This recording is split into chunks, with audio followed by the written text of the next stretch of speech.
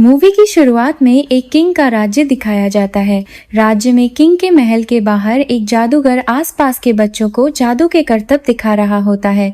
वह जादू दिखाने के बदले लोगों से पैसे चाहता है, लेकिन वहाँ उसे सिर्फ एक औरत 2 सिक्के देती है। महल के करीब ही एक औरत ने बेकरी बना रखी होती है। वह अपनी बेकरी अपने पोते ओंड्रे के साथ मिलकर चलाती है। ओंड्रे को बेकरी का काम ज्यादा पसंद नहीं होता, लेकिन अपनी दादी की वजह से उसे यह काम सीखना पड़ता है। किंग के महल में पास के राज्य से एक आदमी आता है, जिसे उस राज्य की क्वीन ने भेजा होता है। किंग उससे कहता है कि दोनों राज्यों के बीच जितनी भी लड़ाइयाँ हुई हैं, उन्हें खत्म करने के लिए वो ये अग्रीमेंट कर रहा है। उसके जाने के बाद किंग का भाई आरपाद सामने आता है और किंग से कहता है कि उसने पास के राज्य के प्रिंस को किंग की बेटी के लिए पसंद किया है। तभी वहाँ प्रिंसेस भी आ जाती है और आरपाद से पूछती है कि वह प्रिंस कहाँ है जिससे उसकी शादी कराने की बात की जा रही है। आरपाद जवाब देने ही वाला होता है कि उसी समय प्रिंस वहाँ पहुँच जाता है। प्रिंसेस को देखते ही प्रिंस उस पर फिदा हो जाता है और सबके सामने उसे प्रपोज कर देता है। प्रिंसेस को ये सब पसंद नहीं आता, इसीलिए वह उसका प्रपोजल रिजेक्ट कर देती है और वहाँ से चली जाती है। प्रिंसेस के मना करने पर प्रिंस को सबके सामने इंसल्ट महसूस होती है। गुस्से में वह वहाँ से जाने लगता है और आरपाद उसके पीछे चला जाता है। आरपाद प्रिंस से कहता है कि वह नाराज नहीं है, इसीलिए वह हो और वह प्रिंसेस को उसके लिए मना लेगा। उसकी बात सुनकर प्रिंस कहता है, तुमने मेरे साथ डील की है कि तुम मेरी आर्मी के साथ लिंक बनाना चाहती हो ताकि जब तुम्हें जरूरत पड़े तुम मेरी आर्मी को यूज कर सको, लेकिन इसके बदले में तुम्हारी प्रिंसेस को मुझसे शादी करनी होगी। अगर तुम्हारी प्रिंसेस ने मुझसे शादी नहीं की तो हमारी डील कैंसिल हो जाएगी। ये कहकर प्रिंस आरपाद को परेशान छोड़कर वहाँ से चला जाता है। उधर किंग प्रिंसेस के साथ तलवार चलाने की प्रैक्टिस कर रहा था। तभी आरपाद उसके पास आता है और किंग से कहता है कि प्रिंसेस ने सबके सामने प्रिंस की इंसल्ट की और उसके साथ बुरा बर्ताव किया है। किंग शांति से उसकी बात सुनकर कहता है कि प्रिंसेस को प्रिंस पसंद नहीं आया, इसीलिए उसने उसका प्रपोजल रिजेक्ट किया। असल में आरपाद ये चाल चलकर बड़ी आर्मी की मदद से पास के जितने भी राज्य थे उन सब पर कब्जा करना चाहता था, क्योंकि वह लालची था। अगले सीन में ओंड्रे की बेकरी दिखाई जाती है, जहां 2 सिपाही कुछ लेने के लिए आते हैं। बेकरी में ओंड्रे ब्रेड बनाने के लिए आटा गूंद रहा था। वो लोग उसे देखकर उसका मजाक बनाते हैं और कहते हैं, ये बेचारा टियर एंडर्स बनना चाहता था, लेकिन इसे यहाँ बैठकर ब्रेड के लिए आटा गूंदना पड़ता है। उनके जाने के बाद ओंड्रे गुस्से में आ जाता है। उसकी दादी कहती है, तुम्हें किसी की बातों से दुखी नहीं होना चाहिए। ओंड्रे और ज्यादा बर्दाश्त नहीं कर पाता और गुस्से में अपना टियर कमान उठाकर कहता है, मैं अपने डैड की तरह सिपाही बनना चाहता था, लेकिन आपने मुझे ये काम सिखाकर मुझे बेकरी में ही बंद कर दिया। ओंड्रे उस वक्त कोई बात नहीं सुनना चाहता था, इसलिए वे अपना टियर कमान लेकर जंगल में टियरबाजी करने चला जाता है। महल के बाहर बैठा लैब उस औरत से मिले हुए 2 सिक्के देख रहा था। तभी उसने देखा कि महल के बाहर खड़े 2 सिपाही आपस में लड़ रहे हैं। लैब उनके पास गया और उन्हें लड़ने से मना किया, लेकिन वे उसकी बात नहीं मान रहे थे। जब लैब ने देखा कि ये लोग बातों से नहीं समझ रहे तो उसने अपना जादू इस्तेमाल किया। वह जादू से उनकी लड़ाई खत्म करना चाहता था, लेकिन उसे जादू ठीक से इस्तेमाल करना नहीं आता था। इसी वजह से जादू के गलत इस्तेमाल से उन सिपाहियों में से एक गायब हो गया। महल की बालकनी में खड़ा आरपाद जब लैब के जादू की यह शक्ति देखता है तो वह हैरान हो जाता है। दूसरी तरफ दूसरा सिपाही लैब से लड़ने लगता है, क्योंकि जो सिपाही गायब हुआ था वह उसका दोस्त था। गायब हुआ सिपाही एक खेत में पहुंच गया था, जिसे उसने पहले कभी नहीं देखा था। इधर ओंड्रे जंगल में तीर चलाने की प्रैक्टिस कर रहा था, लेकिन उसका एक भी तीर निशाने पर नहीं लग रहा था। तभी वहाँ प्रिंसेस आती है। वह देखती है कि ओंड्रे का निशाना सही नहीं लग रहा, तो वह उसे तीर चलाने की कुछ ट्रिक्स बताने लगती है।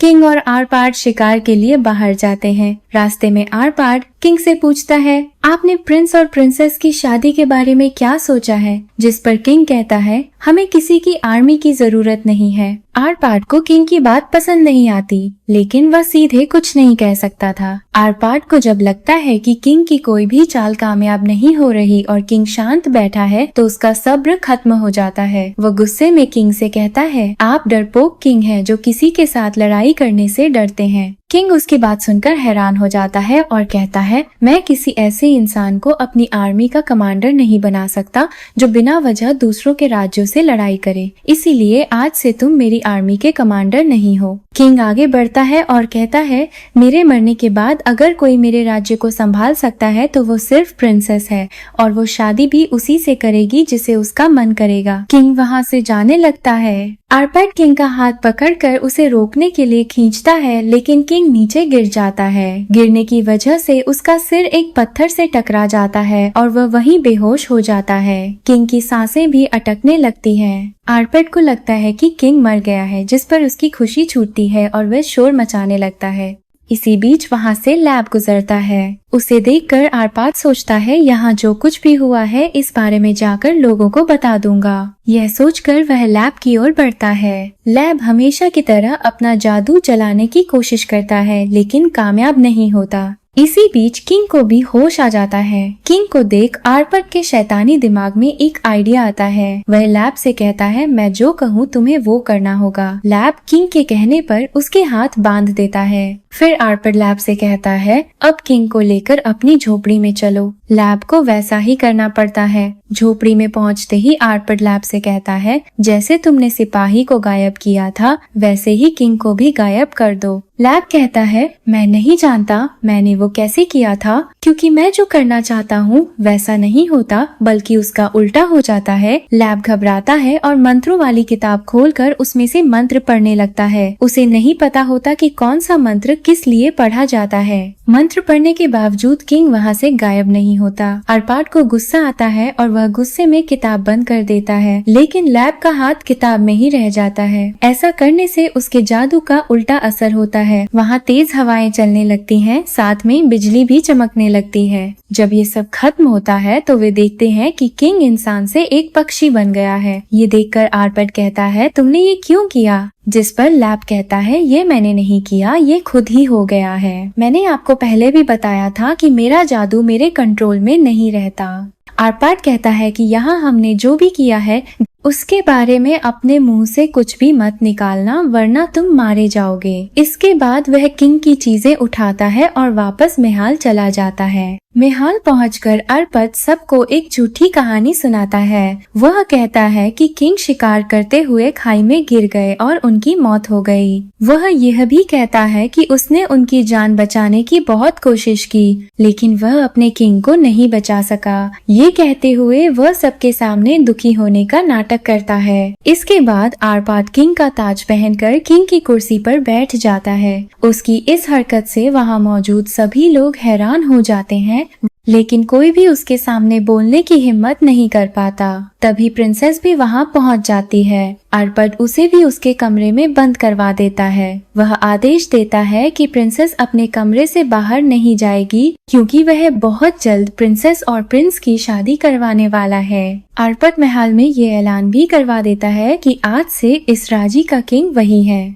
दूसरी तरफ प्रिंसेस अपने डैड की मौत पर बहुत दुखी थी। वह अपने कमरे से बाहर भी नहीं निकल सकती थी। खुद को इस हालत में पाकर वह रोने लगती है। अब आर्पैड के लिए वह सब करना आसान हो गया था, जो वह किंग के रहते हुए नहीं कर सकता था। आर्पैड अपनी आर्मी बढ़ाने के लिए ऐलान करवा देता है कि राज्य के हर घर से एक पर्सन को आर्मी में भर्ती होना पड़ेगा। ये ऐलान सुनकर ऑन्ड्रे बहुत खुश हो जाता है, क्योंकि अब उसे आर्मी में जाने का मौका मिल गया था। उसकी दादी उसे समझाती है कि तुम अपना सपना तो पूरा कर रहे हो, लेकिन तुम ये नहीं जानते कि आर्पैड ये सब सिर्फ अपने मकसद पूरे करने के लिए अवाम का इस्तेमाल कर रहा है। ऑन्ड्रेज को इससे कोई फर्क नहीं पड़ता और वह खुशी खुशी आर्मी में भर्ती होने के लिए चला जाता है। आर्पैड जंग की तैयारी के लिए मैप सामने रखकर प्लानिंग करने लगता है कि वह किन किन रायोन पर हमला करेगा। इसी बीच मेहाल के पास लैब अपना जादू दिखाने आता है, लेकिन कोई भी उसका जादू देखने नहीं आता। उसे किसी से पैसे भी नहीं मिलते, इसीलिए उसे वहाँ से खाली हाथ ही वापस लौटना पड़ता है।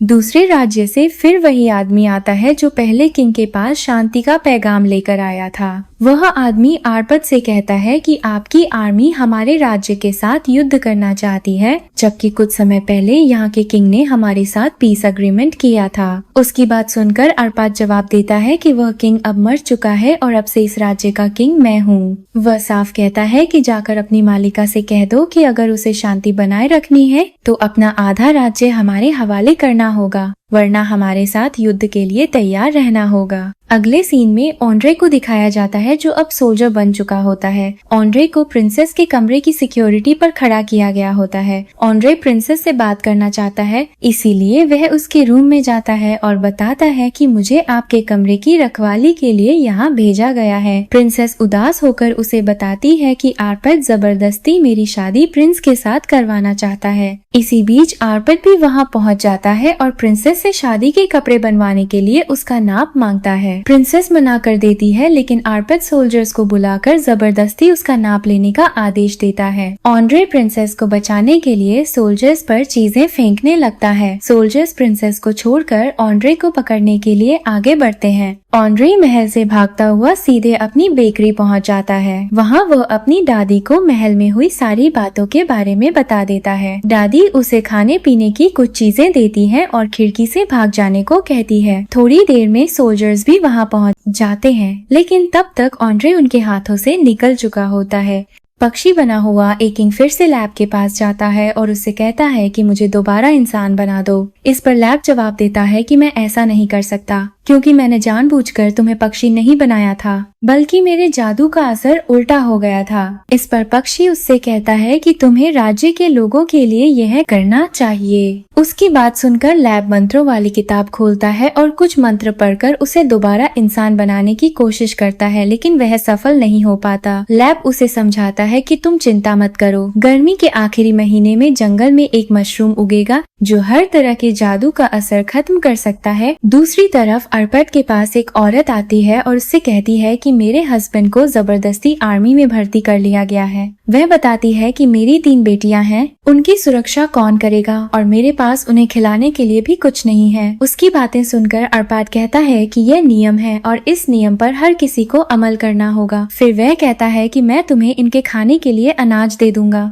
फिर आर्पद अपने वजीर के पास जाता है। वजीर उसे बताता है कि आर्मी में सिपाहियों की संख्या ज्यादा होने की वजह से राज्य का अनाज कम होने लगा है। ये सुनकर आर्पद कहता है कि जनता पर टैक्स बढ़ा दो। सबके जाने के बाद लैब आर्पद के पास आता है और उससे कहता है कि मैंने तुम्हारा राज किसी को नहीं बताया, लेकिन बदले में तुमने मुझे क्या दिया। वह कहता है कि मैं पहले भी गरीब था और अब भी गरीब ही हूँ। ये सुनकर आर्पद को गुस्सा आ जाता है। वह लैब से कहता है कि अगर तुमने अपना मुंह खोला तो मैं तुम्हारी जान ले लूंगा। आर्पद पूछता है कि अब तुम क्या चाहते हो। लैब कोई सीधा जवाब देने के बजाय वहाँ जादू से धुआं फैला देता है। धुआं देखकर आर्पद डर जाता है और घबराकर सिपाहियों को आवाज देने लगता है। उसी धुएं के बीच पक्षी चुपचाप आर्पद की कुर्सी पर रखी प्रिंसेस के कमरे की चाबी उठाता है और उड़कर उसे प्रिंसेस के कमरे में रख देता है। इसके बाद वह पक्षी उड़कर लैब की झोपड़ी में चला जाता है। प्रिंसेस की नजर चाबी पर पड़ती है और वह तुरंत अपना कमरा खोलकर महल से बाहर निकल जाती है। उसके जाने के कुछ देर बाद प्रिंस महल में पहुंचता है, क्योंकि आज उन दोनों की एंगेजमेंट होने वाली होती है। आर्पद प्रिंसेस को लेने उसके कमरे में जाता है, लेकिन वहाँ प्रिंसेस नहीं मिलती। वह प्रिंसेस के भागने की बात प्रिंस को नहीं बताना चाहता। इसके बाद आर्पद अपने सिपाहियों को जंगल में लैब, पक्षी और प्रिंसेस को ढूंढने के लिए भेज देता है। इसके साथ ही वह पूरे राज्य में प्रिंसेस और प्रिंस की शादी का ऐलान भी करवा देता है।